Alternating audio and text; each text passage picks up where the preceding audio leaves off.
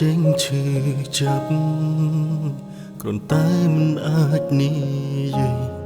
ទឹកភ្នែកដែលហូរស្ទើររាល់ថ្ងៃ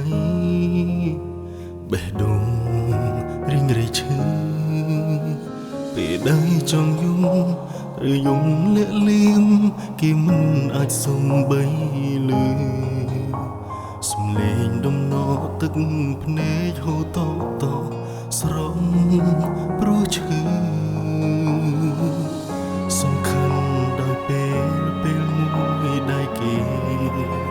ត្រូវការទំនាក់ទំនងពួកយើងតើវាបែបណា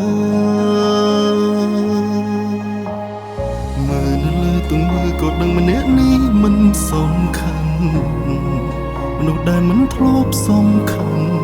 អ្នកគ្មានចិត្តលើខ្ញុំឡើយមិនមានដំណើរឡើយនៅក្នុងបេះដូងត្រឹមជាមនុស្សនៅក្បែរដែលតែងតែលួចប្រច័ណ្ឌគេតែលួចប្រច័ណ្ឌមេអ្នកគ្មានចិត្តលើខ្ញុំឡើយមិនមានដំណែងឡើយខ្ញុំបានត្រឹមខូចចិត្តតែមិនគិតថាចង់ចាក់ចេញទៅណា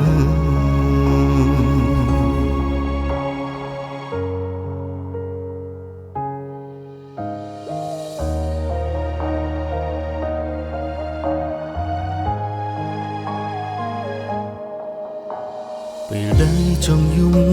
ត្រូវយំលាក់លៀមគេមិនអាចសំបីលឺសំឡេងដំណក់ទឹកភ្នែកហូរតស្រង់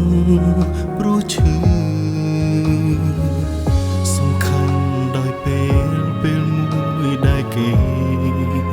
ត្រូវការទំនាក់ទំនងពួកយើងតើវាបែបណាមើលនៅលើទង្វើក៏ដឹងម្នាក់នេះមិនសំខាន់មនុស្សដែលមិនធ្លាប់សំខាន់អ្នកគ្មានចិត្តលើខ្ញុំឡើយមិនមានដំណែងឡើយនៅក្នុងបេះដូងត្រឹមជាមនុស្សនៅក្បែរដែលតែងតែលួចប្រច័ណ្ឌគេ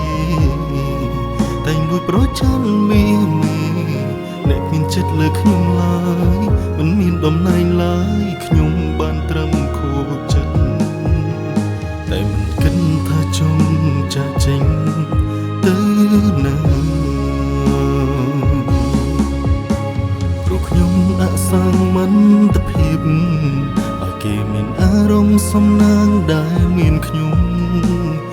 មិនស័ក្តិសមខ្ញុំមិនស័ក្តិសមរត់តែមិនចង់ឈឺចាំ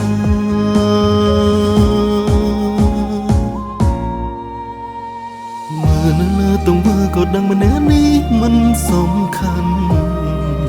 នោះដែលមិនធ្លាប់សំខាន់អ្នកគ្មានចិត្តលើខ្ញុំឡើយមិនមានដំណែងឡើយនៅក្នុងបេះដូង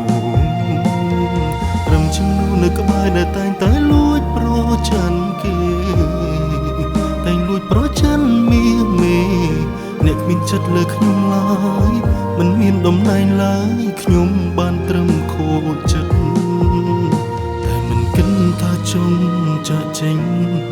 ទៅណាតែមិនគិតថាចង់ចាក់ចេញទៅណា